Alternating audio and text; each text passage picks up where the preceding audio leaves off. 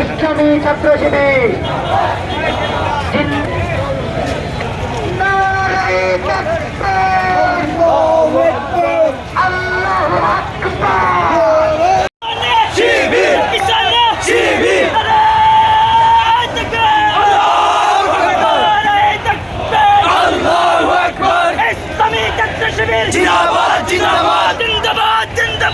ইসলামী ছাত্র শিবির বাংলায় কোন বীর আছে?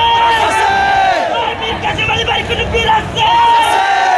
কাদের মোল্লা ভাইয়ের কোন বীর আছে?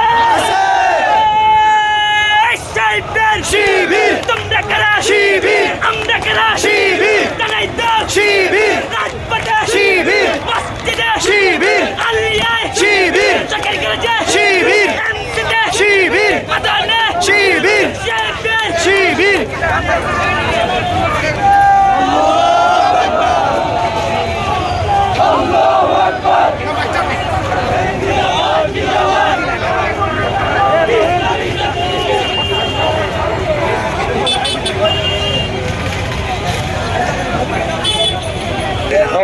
من الشيطان الرجيم بسم الله الرحمن الرحيم الحمد لله رب العالمين والصلاة والسلام على سيد الأنبياء المرسلين وعلى آله وأصحابه أجمعين এদেশের স্বাধীনতা সার্বভৌমত্বের অত্যন্ত প্রহরী সংগঠন মুক্তিকামী ছাত্র জনতার হৃদয়ের স্পন্দন বাংলাদেশ ইসলামী ছাত্র শিবির সিলেট মহানগর কর্তৃক আয়োজিত ৫৪তম বিজয় র্যালি পরবর্তী সমাবেশে উপস্থিত সংগ্রামী নেতৃবৃন্দ, উপস্থিত সংগ্রামী ছাত্র জনতা, সুপ্রিয় সিলেটবাসী, উপস্থিত সম্মানিত সাংবাদিক বন্ধুগণ, প্রশাসনের সর্বস্তরের সম্মানিত সদস্যবৃন্দ, আসসালামু আলাইকুম ওয়া রাহমাতুল্লাহ। বক্তব্যের শুরুতেই সংগ্রামী শুভেচ্ছা জানাচ্ছি। ৫৪তম বিজয় দিবসের সংগ্রামী শুভেচ্ছা গ্রহণ করুন।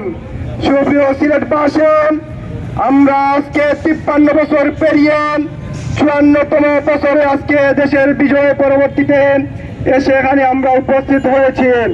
সুপ্রিয় উপস্থিতি, বাংলাদেশ আজকে ৫৩ বছর পেরিয়ে গেলেও যে লক্ষ্য উদ্দেশ্য নিয়ে এদেশের আপামর জনতা, এদেশের তাওহীদি জনতা, এদেশের কৃষক শ্রমিক ছাত্র যুবক জনতা এদেশকে স্বাধীন করেছিলেন, আজকে ৫৪ বছর অতিক্রম হয়ে ৫৩ বছর পেরিয়ে ৫৪ বছরে পদার্পণ করলাম, জাতি আজকে সেই স্বাধীনতার সুফল ভোগ করতে পারেনি।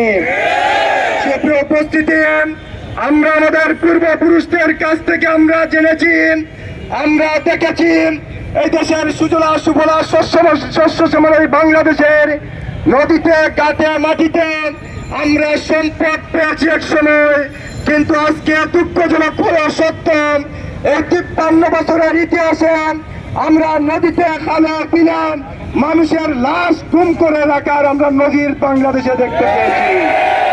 আমাদের এই পূর্বসূরীরা, আমাদের মুক্তিযুদ্ধের সন্তানেরা, তারা তাদের বুকের তাজা রক্ত দিয়া এই দেশকে স্বাধীন করে নাই এদেশের খালাপিলা মানুষের লাশ পাওয়ার জন্য। সেপ্রিয় উপস্থিতি, আমরা দেখেছি এদেশের স্বাধীনতা সার্বভৌমত্বের পক্ষে কথা বলার জন্য, আধিপত্যবাদের বিরুদ্ধে কথা বলার জন্য, ভারতের দাবেদারির বিরুদ্ধে কথা বলার জন্য যারা বাংলাদেশকে, যেভাবে সিকিমকে 1950 সালে ভারত সিকিম রাষ্ট্রে পরিণত করেন, ঠিক একইভাবে তারা ভেবেছিলেন ষড়যন্ত্র করেন, চক্রান্ত করার মধ্য দিয়ে এই বাংলাদেশকেও তারা এটি সিকিম রাষ্ট্রে পরিণত করবে।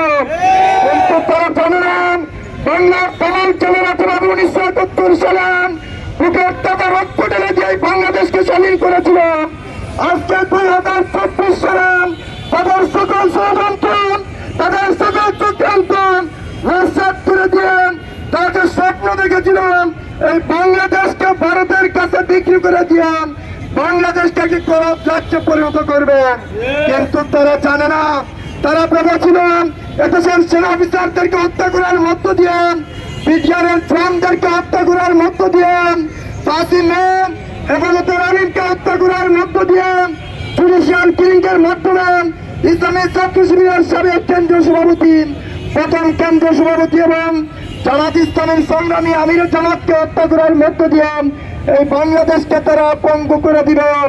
এদেশের প্রশাসনকে তাদের দলীয় লেজুর ভিত্তিক বাহিনীতে পরিণত করার মধ্য দিয়ে ভেবেছিল 2024 সালে এসেও এই বাংলাদেশকে তারা আবার পরাধীন করে ফেলবে, কিন্তু 2024 সালের তরুণ যুবকেরা, ছাত্র সমাজরা, এদেশের এবং বিদ্যা খনিতরা, মা শিশুরা সবাই তাদের বুকের তদারক টোটালা দিয়ে বাংলাদেশকে আবার দ্বিতীয়বারের মতো স্বাধীন করেছে।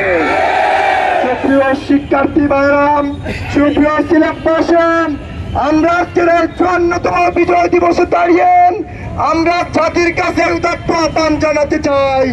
53 বছর এদেশের রাজনৈতিক নেতৃবৃন্দ এদেশের মানুষকে দলীয় ভিত্তি করার মধ্য দিয়ে এদেশের মানুষকে বিভাজনের রাজনীতিতে তৈরি করেছেন। আমরা বিভাজনের রাজনীতি চাই না, আমরা ঐক্যের বাংলাদেশ চাই, আমরা একটা সুখী সমৃদ্ধ বাংলাদেশ করতে চাই, আমরা বৈষম্যহীন একটি সমাজ দেশ মানুষকে উপহার দিতে চাই। আমরা চাই যে উদ্দেশ্য নিয়ে দেশ স্বাধীন হয়েছিলাম, ইসলামের ভিত্তিতে দেশ পরিচালিত হবে, এদেশের মানুষ মন করে তাদের অধিকার ভোগ করবেন, এদেশের মানুষ তার কথা বলার স্বাধীনতা পাবে।